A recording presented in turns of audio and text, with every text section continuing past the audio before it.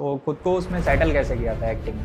पहली चीज़ तो यार मुझे एक्टिंग आती नहीं थी। अभी तक आपने जितने भी रोल किए हैं उनमें सबसे फेवरेट रोल आपका कौन सा रहा है? एक इंटरेस्टिंग मोमेंट था उस फ़िल्म में, सलमान भाई के साथ मेरी बड़ी अटैचमेंट थी। ठीक है। सलमान खान को ऐसा क्यों जाना जाता है कि वो बॉलीवुड में एक भाईजान की जो उन्होंने इमेज बना रखी है, वो दबंग इमेज है उनकी? सलमान भाई actually very down to earth person, मतलब बहुत अच्छे इंसान हैं। अब देखिए 10 लोग 10 मुँह 10 बातें होती हैं। लोग बोलते हैं सलमान घमंडी है, सलमान ऐसे हैं, सलमान भाई को सलमान भाई लोग ऐसे ही थोड़ी बोलते हैं। आपके कुछ रिलेशनशिप के र्यूमर्स थे राखी सावंत के साथ? एक्चुअली क्या था, मैं आपको बताता हूँ कि राखी सावंत की शादी हुई थी आदिल खान दुर्रानी के साथ। देखो राखी इज़ माय गुड फ्रेंड, इससे ज़्यादा कुछ भी नहीं। तो हमने सिर्फ उनको सपोर्ट किया था उस टाइम पे। मुझे भी तब तक नहीं पता था सपना को इनवाइट किया है।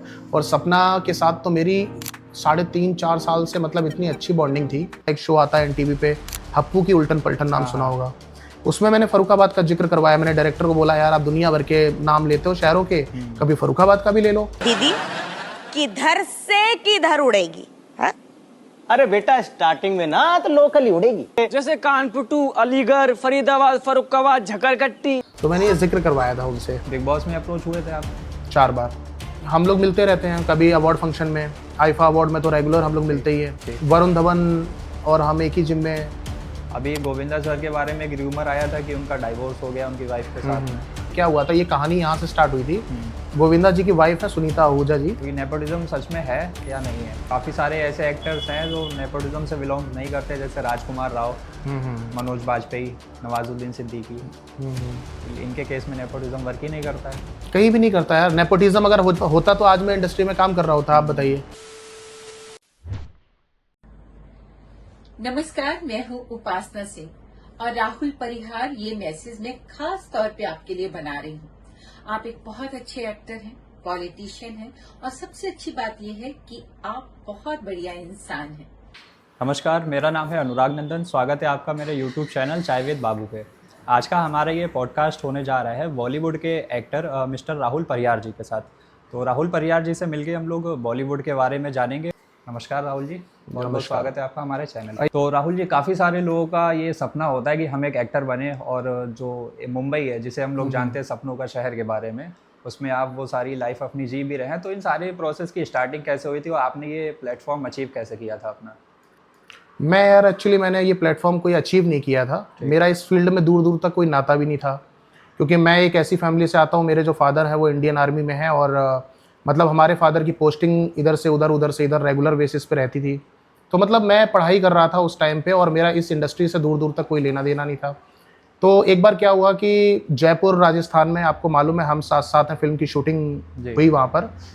तो उस फिल्म की शूटिंग के लिए मतलब जो प्रोडक्शन हाउस था, राजश्री प्रोडक्शन की मूवी थी, वहाँ पे सारे डायरेक्टर्स वगैरह आए हुए थे। तो वहाँ ऑडिशन चल रहा था। ठीक है। तो हमारे स्कूल में वो जो ऑडिशन हुआ, और ऑडिशन में सिलेक्शन हुआ, 100 बच्चों में मेरा सिलेक्शन हुआ, एंड वो मूवी की। तो उस मूवी के बाद में फिर वही पढ़ाई कंटिन्यू रेगुलर बेसिस पे पढ़ाई रही, और फिर उसके बाद अभी 5 साल से रिसेंटली दोबारा से इंडस्ट्री में रीबैक किया। तो मतलब हम उसको ये कहेंगे वो एक किस्मत थी। पहला एक्ट आपका हम साथ साथ मूवीज में बिल्कुल हुआ था। बिल्कुल। तो उसमें कुछ, जब आपने पहली बार एक्टिंग की थी और उससे पहले कुछ सोचा भी नहीं था कि एक्टिंग वाली लाइन में जाना है, तो खुद को उसमें सेटल कैसे किया था एक्टिंग में? पहली चीज़ तो यार मुझे एक्टिंग आती नहीं थी। मतलब एक्टिंग के बारे में मुझे, आप एक्टिंग का कह लो कि ए भी नहीं आता था। बस वो था, स्कूलिंग लाइफ थी, मैं छोटा था उस टाइम पे। एज ही क्या होती है उस टाइम पे। मतलब पापा की पोस्टिंग थी, और वहाँ पर डायरेक्टर्स आए, और वहाँ पर ऐसा सुनने में आया कि ऑडिशंस हो रहे हैं। तो क्लास में हम लोग बहुत छोटे छोटे थे उस टाइम पे। हमसे कहा गया कि आप ऑडिशन दीजिए, और हमने ऑडिशन दिया। लगभग 100 बच्चों ने ऑडिशन दिया था। उन 100 बच्चों में मेरा सिलेक्शन हुआ। मतलब मेरा ही नहीं हुआ अकेले। आपने अगर उस फिल्म में देखा होगा, एक वो गाना था, चंदा मामा से भी प्यारे है ये हमारे मामा, वो 2 बच्चों ने जो गाना गाया था वो भी हमारी क्लास, मतलब हमारे स्कूल में ही थे, पर वो हमसे सीनियर थे थोड़े से। तो उनका भी सिलेक्शन हुआ था। तो मतलब लगभग उसमें 2 से 3 बच्चों का सिलेक्शन हुआ था, जिसमें मेरा भी था और उन 2 बच्चों का भी था। वो फिल्म की, और वो फिल्म मुझे, मैं क्या बोलूँ, मतलब वो फिल्म जब रिलीज़ हुई तब उसके बाद में मुझे थोड़ी सी पहचान मिलना स्टार्ट हुई। वो बड़ा एक किस्मत कह लीजिए, वो किस्मत थी कहीं ना कहीं। थोड़ी बहुत मेहनत भी थी, लेकिन वो किस्मत ज़्यादा थी। वो एक्ट आपके लिए एक लाइफ टर्निंग मोमेंट भी साबित हुआ। बिल्कुल बिल्कुल। तो अभी तक आपने जितने भी रोल किए हैं, उन सारे रोल्स के लिए आप खुद को तैयार कैसे करते हैं? अब तो प्रोफेशनली एक्टिंग में ढल चुके हैं, क्योंकि फील्ड ही हमारा वही है, करना ही वही है। उस लाइन में हमें आगे भी बढ़ना है। तो अब तो उस फील्ड में मतलब ढल चुके हैं एक तरीके से, कहता है ना एक एक्टर ढल जाता है, तो वो ढल चुके हैं उसमें। उस पहले रोल के बाद आपने 100% अपना एक्टिंग में ही दे दिया बिल्कुल था। बिल्कुल। अभी तक आपने जितने भी रोल किए हैं उनमें सबसे फेवरेट रोल आपका कौन सा रहा है? मेरा यार ऐसे तो बहुत सारे किस्से हैं, लेकिन अगर हम साथ साथ हैं मूवी की आप बात करोगे तो वो एक इंटरेस्टिंग मोमेंट था उस फिल्म में। मैं जब छोटा था तो मैं, क्योंकि मैंने आपको बताया एक्टिंग मुझे आती नहीं थी, और उस टाइम जब मैंने काम करना स्टार्ट किया था तो सलमान भाई के साथ मेरी बड़ी अटैचमेंट थी। ठीक है। वो क्योंकि हम बच्चे हुआ करते थे उस टाइम पे, और वो मतलब जैसे क्या होता था जब हमारा शूट का टाइम होता था ना, तो हम रोते थे उस टाइम पे कि भाई मुझे नहीं करना, ये क्या करवा रहे हो, ये सब शूट चल रहा है। तो वो चॉकलेट्स ला के देते थे हमें कि ये चॉकलेट्स लो। जितनी देर हमारे पास चॉकलेट्स रहती थी ना, हम छुपा के रख देते थे, जितनी देर उसको खाते थे उतनी देर हम शूट करते थे। फिर उसके बाद में जब छुपा देते थे तो फिर शूट करने के लिए फिर ड्रामेबाजी करते थे। तो बड़ा मुश्किल में मतलब रुला रुला के वो शूट हमसे डन करवाया गया। तो वैसा वो इंटरेस्टिंग मोमेंट था। आज भी जब सलमान भाई से हमारी बात होती तो बोलते हैं तो यार रोता बहुत था बचपन में। तो वो बहुत सारे इंटरेस्टिंग किस्से हैं। कांटेक्ट अभी भी आपका सलमान सर के साथ? बिल्कुल बिल्कुल, हमारी बात भी होती है। और इनफैक्ट अभी बिग बॉस के लिए भी हमें 4 बार अप्रोच किया गया, तो उसमें भी सलमान भाई ने बोला कि यार कर ले शो। तो सलमान खान को ऐसा क्यों जाना जाता है कि वो बॉलीवुड में एक भाईजान की जो उन्होंने इमेज बना रखी है वो दबंग इमेज है उनकी, तो इसके पीछे क्या कुछ रीजंस हैं? सच में ऐसा है या वो काफ़ी डाउन टू अर्थ है? सलमान भाई actually very down to earth person, मतलब बहुत अच्छे इंसान हैं। अब देखिए 10 लोग 10 मुंह 10 बातें होती हैं। लोग बोलते हैं सलमान घमंडी है, सलमान ऐसे हैं, सलमान भाई को सलमान भाई लोग ऐसे ही थोड़ी बोलते हैं। जितना मैं उनको पर्सनली जानता हूँ, क्योंकि मुझे आज भी याद है सीजन 12 की बिग बॉस की शूटिंग थी, फिनाले की, और वो जब फिनाले डन हुआ था तो सलमान भाई और हम लोग, मतलब सलमान भाई आप बिलीव नहीं करोगे, नीचे बैठ के खाना खा रहे थे हमारे साथ में। तो एक इतना बड़ा एक्टर हमारे साथ में नीचे बैठकर खाना खा रहा है, तो ये अपने आप में बहुत बड़ी बात हो जाती है। बहुत सारे लोग कहते हैं उनमें ईगो बहुत है। कोई ईगो नहीं है, very down to earth person. मैं कहूँगा कि वो एक अच्छे अभिनेता होने के साथ साथ एक अच्छे इंसान भी हैं। तो लोगों की मदद करने के लिए हमेशा आगे आते हैं। कभी आपको ये नहीं लगेगा कि आप जब उनसे मिलोगे फर्स्ट टाइम भी, तो कभी आपको ये नहीं लगेगा आप उनसे पहली बार मिल रहे हो। आपको लगेगा कि ना जाने आप कितने टाइम से उनको जानते हो। फ्रैंकली रहना, हंसी मजाक करना, बातें करना, सब चीज़ें परफेक्ट। पेपराजी जो उनकी इमेज शो करते हैं वो एक्चुअली में इमेज है ही नहीं उनकी। नहीं, मुझे नहीं लगता कौन से पेपराजीज ने उनकी इमेज ऐसी शो करी है। तो मीन्स उनमें काफ़ी एरोगेंस है, ईगो है, इस टाइप की इमेज। ये तो देखिए मीडिया करती है। पेपराजीज कभी उनको ऐसा नहीं दिखाते होंगे। मुझे लगता है कि मुंबई में गिने चुने पेपराजीज हैं जो टॉप लेवल पे हैं, जैसे वीरल बिहानी हो गया एंड टेली क्रिएट्स हो गया आपका। ये कुछ हैं 4-5 गिने चुने हैं, और मुझे नहीं लगता इन्होंने कभी भी सलमान के बारे में ऐसा दिखाया हो या पब्लिश किया हो कि उनके अंदर कोई एटीट्यूड है या ऐसा कुछ है। बट मीडिया ने तो हमेशा उनको कहीं ना कहीं, जैसे हिट एंड रन केस हुआ, जहाँ पर शायद उनकी कोई गलती भी नहीं थी, क्योंकि जैसे दिखाया गया कि उन्होंने काले हिरन को मार दिया, ये सब जो केस हुआ, तो वैसी उनकी पर्सनैलिटी है नहीं जैसी पर्सनैलिटी उनकी दिखाई गई। वो डाउन टू अर्थ है। आप कभी आइए मुंबई, आपकी मुलाकात करवाएंगे, फिर आप खुद बताइएगा कि ईगो है कि डाउन टू अर्थ है। पूरी इंडस्ट्री में राहुल सर जो काफ़ी सारे लोग इंस्पिरेशन लेते हैं एक्टर्स से कि मेरे रोल मॉडल ये है या XYZ, कोई भी, सबके एक अपने रोल मॉडल होते हैं। आपके रोल मॉडल कौन है? मेरा ऐसा कोई रोल मॉडल नहीं है। मैं किसी को अपना मतलब मेरा मानना ये है कि आप जिंदगी में ऐसा काम करो कि लोग आपके पीछे आए, आपको लोगों के पीछे जाने की जरूरत ना पड़े। तो मैं किसी को रोल मॉडल नहीं मानता हूँ। एक्चुअली आज मैं जहाँ पर भी हूँ, मैं खुद अपनी मेहनत से और स्ट्रगल करके यहाँ तक पहुँचा हूँ। मुझे नहीं लगता है कि बिना मेहनत के कोई यहाँ तक पहुँच सकता है। तो मेहनत तो देखिए सबकी लाइफ में इम्पॉर्टेंट है और वो करनी पड़ती है। अभी एक आपने रोल शेयर किया था हम साथ साथ हैं, जो काफ़ी इंटरेस्टिंग था, लेकिन अभी तक के जितना भी आपका एक्सपीरियंस है, सबसे चैलेंजिंग रोल आपका कौन सा रहा है? बहुत सारे रोल्स हैं। कोई एक बताइए। जैसे तारक मेहता का उल्टा चश्मा। उसमें क्या था? तारक मेहता का उल्टा चश्मा जब मैं कर रहा था, ये देखिए बहुत ही कभी कभी क्या होता है ना, प्रोडक्शन हाउस का मिसमैनेजमेंट होता है। जैसे ये तारक मेहता का उल्टा चश्मा जो शो है वो नीला टेलीफिल्म प्रोडक्शंस का है, और इसके जो प्रोड्यूसर हैं हमारे असित कुमार मोदी जी हैं। तो जब ये शूट हो रहा था तो उस टाइम पे क्या था कि मेरा एक छोटा सा सीन था। डॉक्टर हाथी का जो कैरेक्टर कर रहे हैं इस वक्त निर्मल सोनी जी, कभी कुमार आज़ाद तो हमारे बीच अब नहीं रहे। तो मेरा वो सीन था कि मुझे सामने से आना था और डॉक्टर हाथी से टकराना था। उसके बाद में फिर मुझे बोलना था, डॉक्टर हाथी को देखकर नहीं चल सकते हो क्या? तो वो मोमेंट था, और कहीं ना कहीं उस शॉट में, छोटा सा शॉट था 1 मिनट का मैक्सिमम, और भीड़े भी वहाँ से, जो भीड़े का कैरेक्टर कर रहे हैं वो स्कूटर से उनको आना था। तो वो सीन चल रहा था। वो सीन हमारा सुबह 9 बजे स्टार्ट हुआ और रात को 11:30 बजे वो 1 मिनट का शायद सीन था, वो कंप्लीट हुआ। वो मैनेजमेंट था, पता नहीं क्या था, लेकिन वो बार बार शॉट रीटेक हो रहे थे। रीटेक हुआ। तो लोग बोलते हैं ना कि बड़ा एक्टर्स की लाइफ ऐसी होती है कि भैया आराम से चकाचौंध भरी लाइफ है और आराम से उन्होंने दिखा दिया, डांस कर दिया और मतलब आराम से अच्छी खासी लाइफ। ऐसा नहीं होता, पीछे से आके देखिए कितनी मेहनत होती है। मेरे पापा भी यही बोलते हैं कि ज़्यादातर लोग ये चाहते हैं कि जैसी लाइफ एक्टर्स जी रहे हैं वैसी लाइफ हमें भी मिले। उनके पास फेम है, नेम है, लेकिन उसके पीछे जो उनका एक डिसिप्लिन रूटीन होता है वो हर कोई फॉलो कर ही ये नहीं एक्चुअली पाता क्या होता है ना, ये सिर्फ एक्टिंग फील्ड में ही नहीं होता। आप किसी भी फील्ड में चले जाओ, अपना काम किसी को अच्छा नहीं लगता, सामने वाले का काम अच्छा लगता है। तो जब आप एक्टिंग कर रहे होते हैं, लोगों को लगता है चकाचौंध भरी लाइफ है यार, बहुत पैसा कमा रहे हैं, महंगी महंगी फ्लाइट्स में घूम रहे हैं, होटल्स में जा रहे हैं, पर उनको ये नहीं पता है कि वो 2 मिनट काम करने के लिए कितनी मेहनत करते हैं। मतलब हम लोग अगर आप देखेंगे सुबह 7 बजे शूट पर निकलते हैं और रात को 11-12 बज जाता है, कभी कभी तो 2 भी बज जाता है। उसमें भी ये नहीं पता होता है हमने कब खाना खाया और आखिरी बार हम सोए कब थे, वो भी नहीं याद रहता है। सुबह उठना है, फिर से वही रूटीन लाइफ हो जाती है। बिल्कुल। तो ऐसे चलता है सब शेड्यूल। बिग बॉस में अप्रोच हुए थे आप? 4 बार। एक्चुअली क्या था, जब मुझे पहली बार अप्रोच किया गया था season 12, Deepak Thakur I think जिसमें थे, दीपक इज़ माय गुड फ्रेंड। तो जब मुझे इस सीज़न में ऑफ़र किया गया था, उस टाइम मैं एक डॉक्यूमेंट्री की शूट कर रहा था और मैं दुबई में था। तो होता क्या है, जब आप किसी प्रोडक्शन हाउस के साथ काम कर रहे होते हो और एग्रीमेंट में होते हो तो फिर आप दूसरा कुछ कर नहीं सकते। ठीक। तो उस टाइम मुझे वो मना करना पड़ा क्योंकि उसमें मैं कुछ बातचीत कर नहीं सकता था, मैं ऑलरेडी किसी के साथ साइन था। एंड फिर मुझे ऑफ़र किया गया ये सीज़न आपका 17। OTT ऑफ़र आया अभी मुझे 2 बार, 2 OTTs ऑफ़र आया, 2 टीवी के। तो मैं अभी इस वक्त एक वेब सीरीज़ कर रहा हूँ, मिस्टर एंड मिसेस अवस्थी, जो हरभजन सिंह क्रिकेटर है ना, उनकी वाइफ गीता बसरा के साथ। तो उसकी शूटिंग की वजह से मैंने वो मना कर दिया था। एंड अभी ये लास्ट सीज़न कौन सा गया, 18 गया है क्या? 18। हाँ। इसमें मुझे ऑफ़र किया गया था। और बात सारी कुछ मतलब कंप्लीट डन हो गई थी। हमारी चैनल से बात भी हुई, ऑफर मतलब हम उनके ऑफिसेज में भी गए, सारी कॉन्वर्सेशन हो गई। मुझे और हमारे जो तारक मेहता में सोढ़ी का कैरेक्टर कर रहे थे गुरुचरण सिंह, जो अभी घर से शायद लापता भी हो गए थे, तो उनको भी ऑफर किया गया था।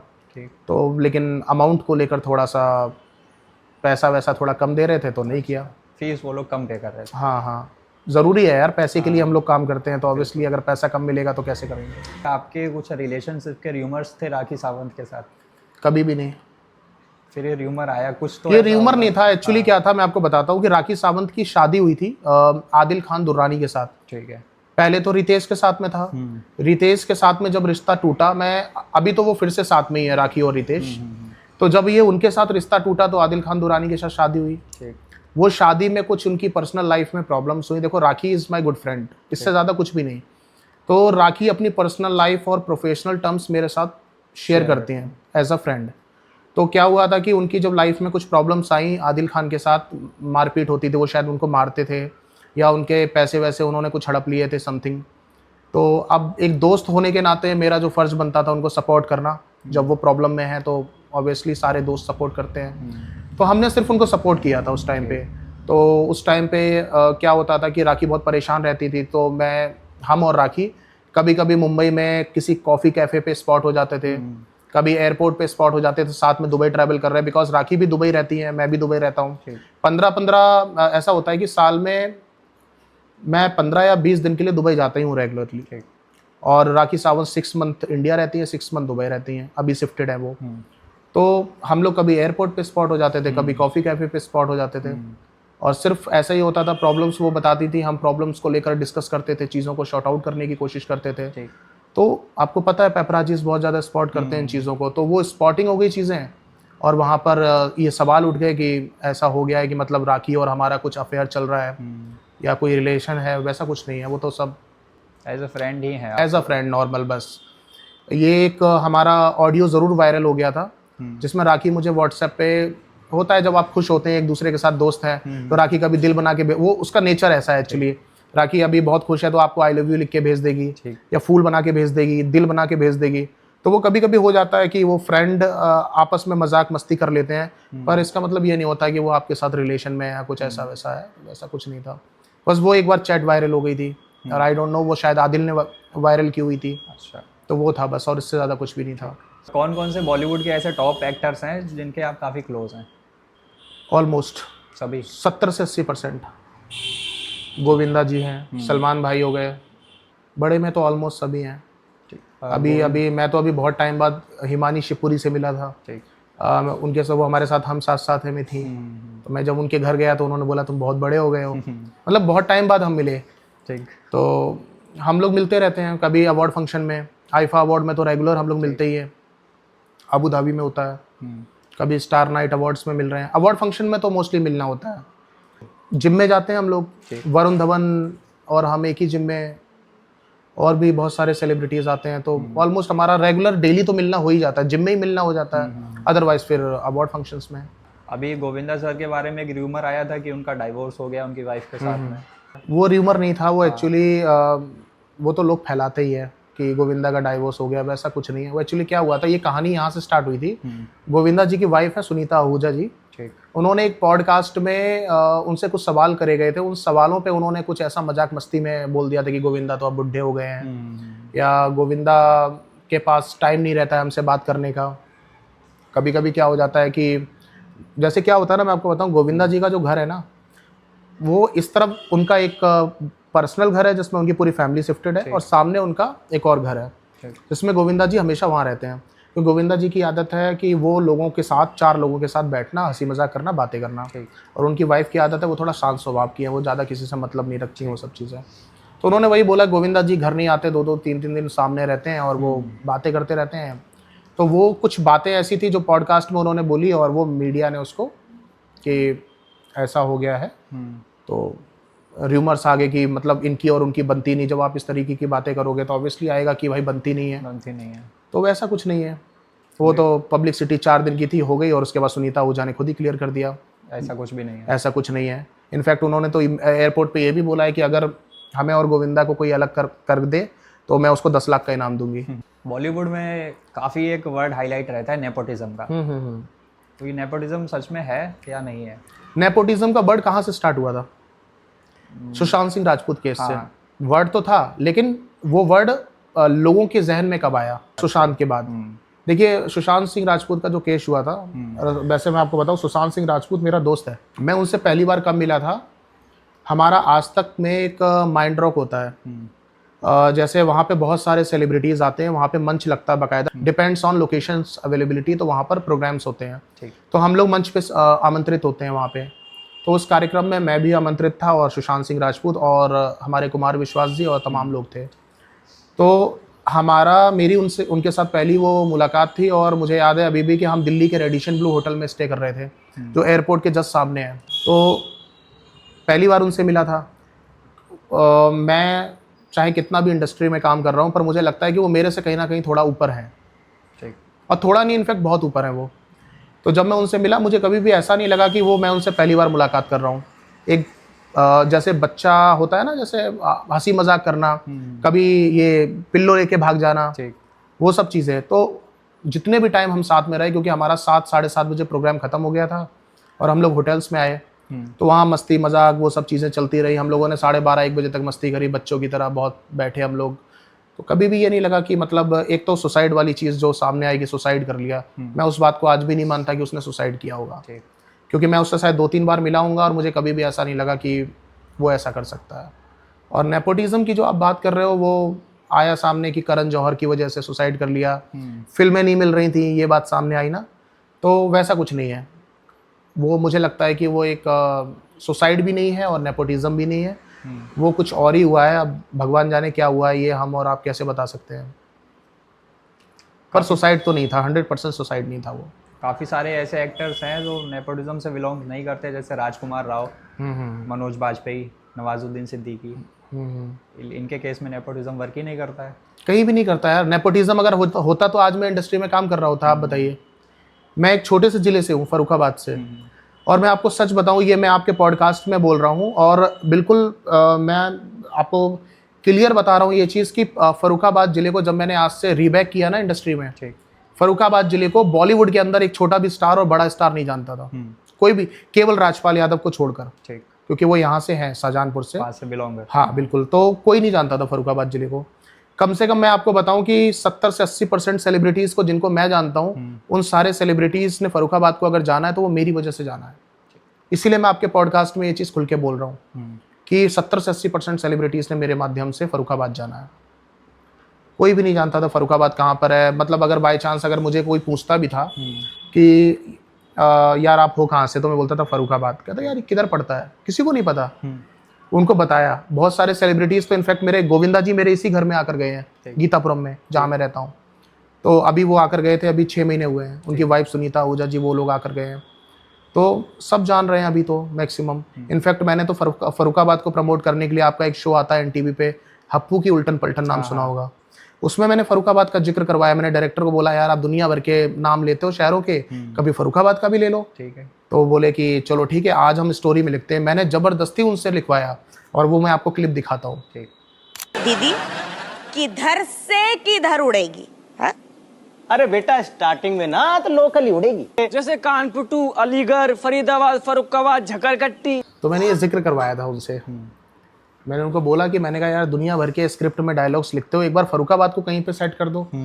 तब उन्होंने कहा कि ठीक है इसको फरुखाबाद करते हैं। तब यहाँ पर और ये एक बार नहीं, मैंने हिमानी शिवपुरी को भी बोला, मैंने मैम को बोला, मैंने कहा मैम 1-2 बार नहीं, आप बार बार जब भी आपको शहरों के नाम का जिक्र करना हो तो आप फरुखाबाद का जिक्र करो। तो कई बार फरुखाबाद का जिक्र हुआ है इस शो में, हप्पू की उल्टन पलटन में।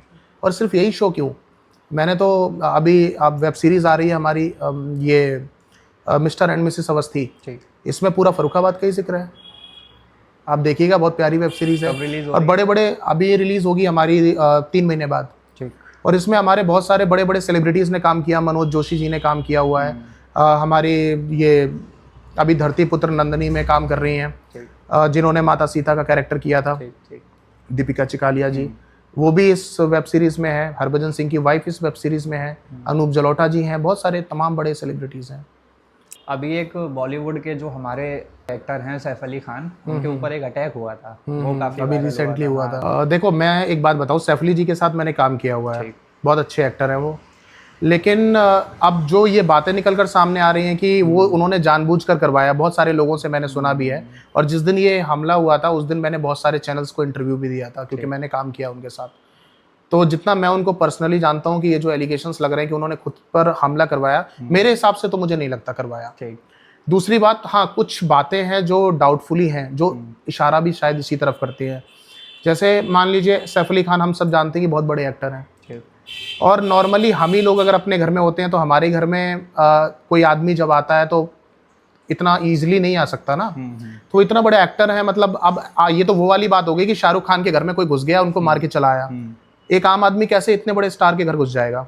तो सबसे पहला पॉइंट यही है कि मतलब इतने बड़े स्टार, बाहर की सिक्योरिटी क्या कर रही थी, और वो घर में घुस कैसे गए, और जिस वक्त वो घुस रहे थे उस वक्त बाकी के घर के मेंबर्स किधर थे, उनको घर का सिक्योरिटी, क्योंकि मुझे सैफ अली खान के घर मैं भी गया हूँ, उनके घर में आप देखेंगे कि तो वो जिस रूम में रहते हैं उस रूम के बाहर जो उनका मेन गेट है वहाँ पर फिंगर वाला ये होता है कि आप उससे ओपन होता है। तो वो जो आए थे घर में हमलावर, उन्होंने कैसे उसको ओपन कर लिया? इसका मतलब ये भी कुछ सवाल हैं जो वो कहीं ना कहीं डाउट वाली चीज़ें वो करते हैं। तो बाकी हमला खुद करवाया वो बात तो गलत है, बट ये कुछ सवाल है, बस इनका पुलिस ही वो कर सकती है।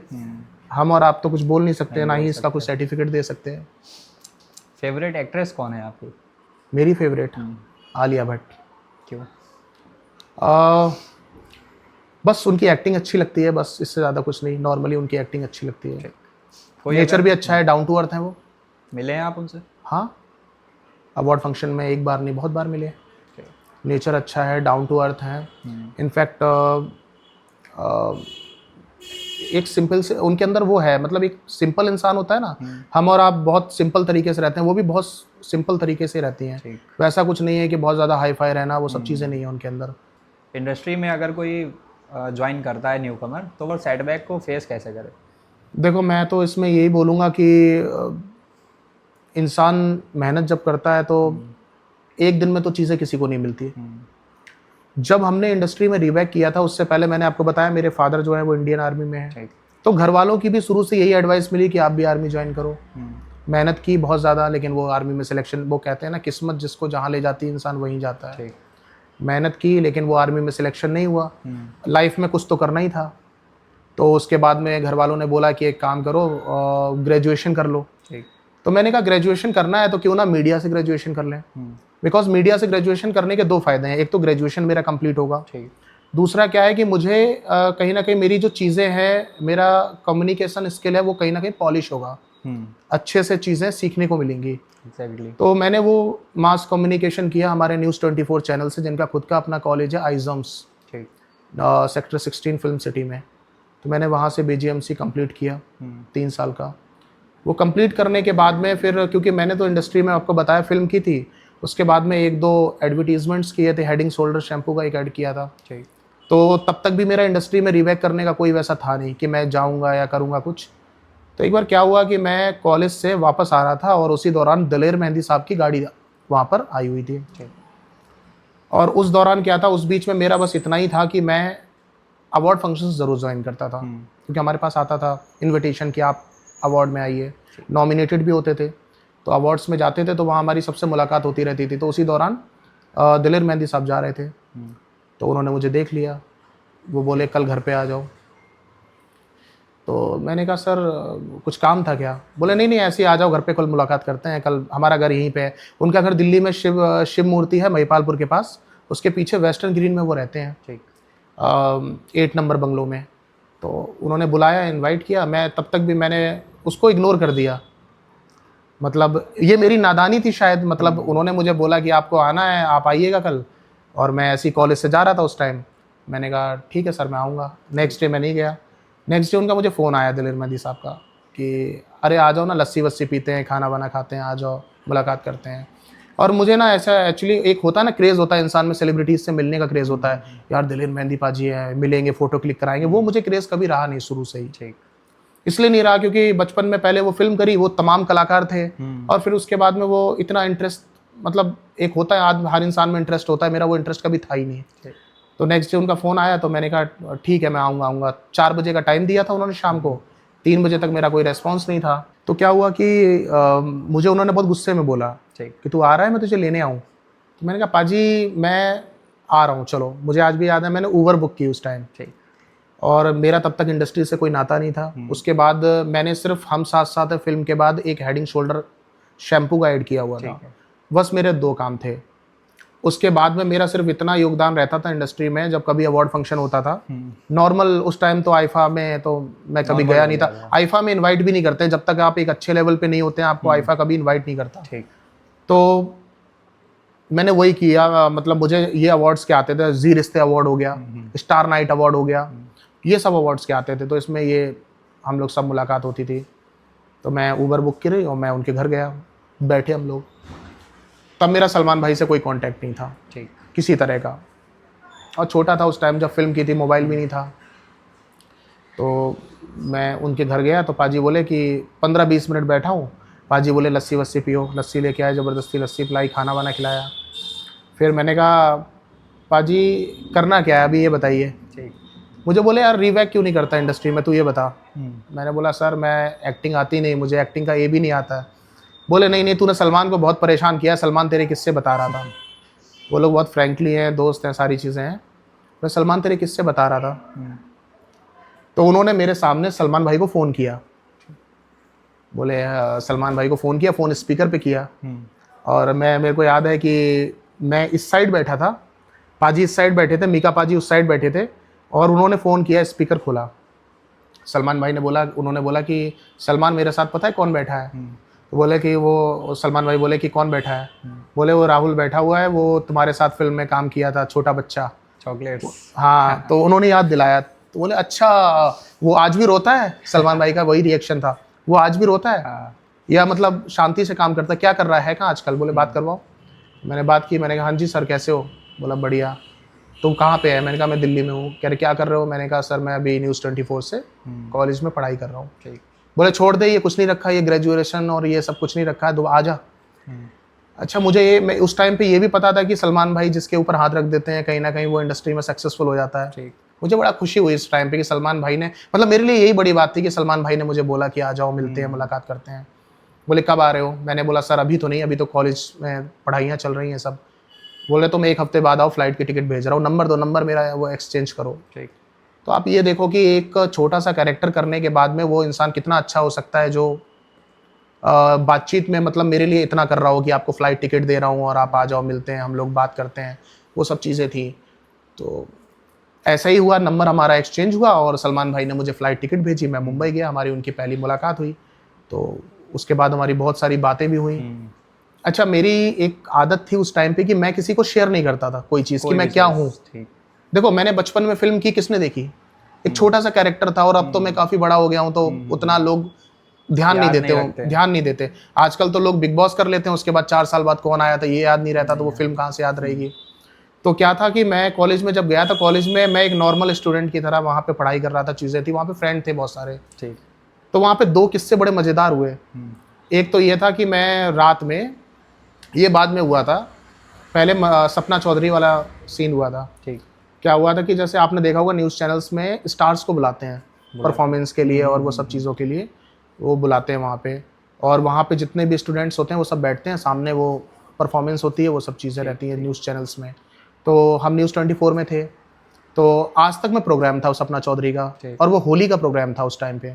सपना को इनवाइट किया गया, मुझे भी तब तक नहीं पता था सपना को इनवाइट किया है, और सपना के साथ तो मेरी 3.5-4 साल से मतलब इतनी अच्छी बॉन्डिंग थी, मतलब एक बहन भाई वाली बहुत अच्छी बॉन्डिंग थी। रात में नाइट आउट करना, घूमना, वो सब हमारा बहुत अच्छे से था। तो मुझे नहीं मालूम था कि सपना आ रही है, कौन आ रहा है। तो मेरे बहुत सारे दोस्त थे, वो बोले यार, मैं घर पे था उस टाइम पे, और होली में वैसे भी छुट्टी होती है, तो दोस्त बोले यार परफॉर्मेंस है बहुत मज़ेदार, और वहाँ पे बुलाया स्टूडेंट्स को, तो आना है। तो मैंने कहा चलो, घर में बैठ के वैसे भी क्या करेंगे, चले ही जाते हैं। तो मैं चला गया वहाँ पे। मैं वहाँ पहुँचा, पहुँचने के बाद क्या हुआ कि सपना चौधरी की एंट्री हुई, और मैं बाहर था। मैं अंदर पहुँचा, स्टेज पे सपना बैठी हुई थी, और हम लोग सब ऐसे बैठे हुए थे। वो शायद मेरे हिसाब से 150 से 200 स्टूडेंट्स होंगे, उनके बीच में सपना ने मुझे बोला इधर आ। मतलब उसको भी नहीं मालूम था मैं इस कॉलेज में पढ़ाई कर रहा हूँ या कुछ, हम लोग मिलते रहते थे, सारी चीज़ें थी। सब लोग मेरी तरफ देख रहे हैं। मतलब एक हो जाता है ना कि भैया हमारे साथ पढ़ने वाला इंसान इसको इतनी बड़ी स्टार कैसे जानती है, जिसके लिए लाइक लोग मिलने के लिए तरसते हैं, शायद पासेस खरीदते हैं उसके शो के लिए। और वो कह रही है राहुल, मतलब उसने इधर आओ, उसने मंच से बोला माइक से कि आज सामने मेरे एक बहुत अच्छे दोस्त, मेरे भाई बैठे हुए हैं, तो मैं मंच पर बुलाना चाहूँगी उनको, मंच पे आओ। मेरे साथ मंच पे हंसी मजाक किया, मस्ती की, बहुत सारी बातें हुई। तो वो लोग बड़ा उससे शॉकिंग हुए कि यार, पूछना भी शुरू किया, यार क्या ये लोग सब तुमको कैसे जानते हैं। मैंने उस टाइम इग्नोर कर दिया, घुमा दी मतलब बात, क्योंकि मैं वो आदत नहीं है बताना दुबा कि भाई मैं इंडस्ट्री में हूँ या मैं ये वो, तो वो घुमा दिया बात। दूसरी बार क्या हुआ कि इलेक्शंस चल रहे थे, और मनोज तिवारी और मैं एक ही गाड़ी में, रवि किशन, मनोज तिवारी और कंगना रनावत, हम सारे सेलिब्रिटीज़ घूम रहे थे, वीडियो बना रहे थे। वो वीडियो वायरल हो गया, वो वायरल हुआ तो मेरे कॉलेज के लोगों ने देखा। तो मुझे रोहन शर्मा, जो आज न्यूज़ नेशन में एंकर है वो, उन्होंने मुझे फ़ोन करके बोला कि यार तुम तो बड़े छुपे रुस्तम हो। मैंने कहा क्या हुआ? कह रहे मनोज तिवारी के साथ तुम्हारा वीडियो वायरल हो रहा है। मैंने कहा हाँ, वो एक्चुअली ऐसी, बस ऐसी। बोले ऐसी नहीं होता है, पहले सपना चौधरी फिर मनोज तिवारी, तुम बताओ है क्या ये, एक्चुअली चल क्या रहा है। मैंने बोला चलो बाद में बात करता हूँ। मैं अगले दिन कॉलेज पहुँचा, हमें हमारे टीचर हुआ करते थे राजीव जी। तो राजीव जी ने बोला राहुल इधर आओ। मैंने कहा हाँ जी सर। बोले पता बहुत कुछ चल रहा है कि तुम बड़े बड़े सेलिब्रिटीज़ तुम्हें जानते हैं, क्या है ये सीन? तब मैंने बोला सर मैं एक्टर हूँ, मैंने ये किया हुआ है। तब कॉलेज के लोगों को वो चीज़ पता चली। तो वहाँ पे फिर एक अलग ही लेवल का वो हो गया, लोग प्रायोरिटी देने लगे। लोग शायद पहले उतना प्रायोरिटी नहीं देते थे, बाद में कुछ ज़्यादा प्रायोरिटीज़ मिलने लग गई। तो वो मज़ेदार चीज़ें थी। सलमान खान वर्सेस शाहरुख खान। सलमान खान, क्योंकि वो डाउन टू अर्थ है, और उनका नेचर भी बहुत अच्छा है। और मुझे लगता है कि वो सिर्फ इंडस्ट्री में ही नहीं, इंडस्ट्री के बाहर भी अगर कोई उनके पास जाता है, और वो सबके लिए हेल्प करते हैं, सबके लिए खड़े होते हैं। और जैसे कि उन्होंने अपनी एक संस्था भी चल रही है उनकी, बीइंग ह्यूमंस, उसके माध्यम से वो लोगों की मदद भी करते हैं। और पर्सनली मैं जितना उनको जानता हूँ उस हिसाब से तो मुझे लगता है कि सलमान से बेटर कुछ ऑप्शन हो नहीं सकता। इसलिए हनी सिंह या बादशाह? हनी सिंह इसलिए बिकॉज मेरे अच्छे दोस्त हैं वो। ठीक है। हालांकि बादशाह से, मतलब बादशाह गुरु रंधावा से भी मेरी बात होती है, लेकिन बट हनी सिंह एक ऐसी पर्सनैलिटी है कि वो हमेशा रात में 12 बजे भी आपको ज़रूरत पड़ेगी ना, तो वो बिंदास बंदा है, रात में 12 बजे भी आपके लिए खड़ा हो जाएगा। और बादशाह के बारे में मैं बस ये बोलूँगा कि वो भी अच्छे इंसान हैं, एक अच्छे सिंगर हैं, बट ये है कि उनके साथ मेरी उतनी अच्छी बॉन्डिंग नहीं रही कभी।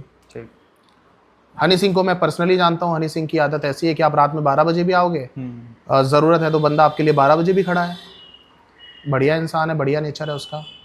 अभी तक की आपकी सबसे फेवरेट मूवी कौन सी है? देखिए मेरी खुद की मूवी हम साथ साथ है, जैसे मैं शायद मैं क्या मतलब हम और आप कोई भी देखेगा तो वो शायद सदाबहार मूवी है। बिल्कुल, एक बार familiar भी नहीं है। बार बार हम आपके हैं कौन, हम साथ साथ हैं, दिलवाले दुल्हनिया ले जाएंगे, ये वो ऐसी मूवीज हैं कि आप कितनी भी बार देख लो कम ही लगता है। राहुल जी, इंडस्ट्री से किसी ने आपको ऐसी कोई एडवाइस दी है जो आपने उसको फॉलो भी किया हो अभी तक, या जो सबसे बेस्ट एडवाइस आपको लगी हो? राजपाल यादव ने मुझे एक एडवाइस दी थी क्या?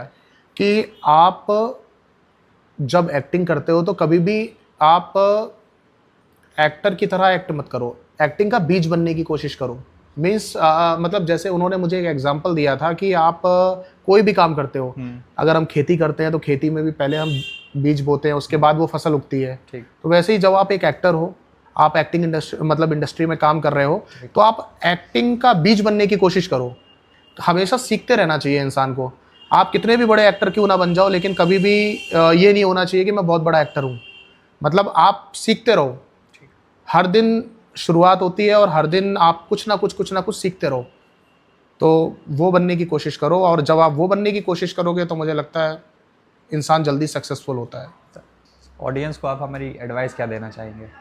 ऑडियंस को मैं यही एडवाइस देना चाहूँगा, देखिए कि आप लाइफ में अच्छा काम करिए और बुराइयों से दूर रहिए, और ज़िंदगी में कुछ ना कुछ सीखते रहिए, कुछ ना कुछ करते रहिए, और आप सक्सेसफुल होइए। थैंक यू राहुल जी, हमारे साथ जुड़ने के लिए। धन्यवाद।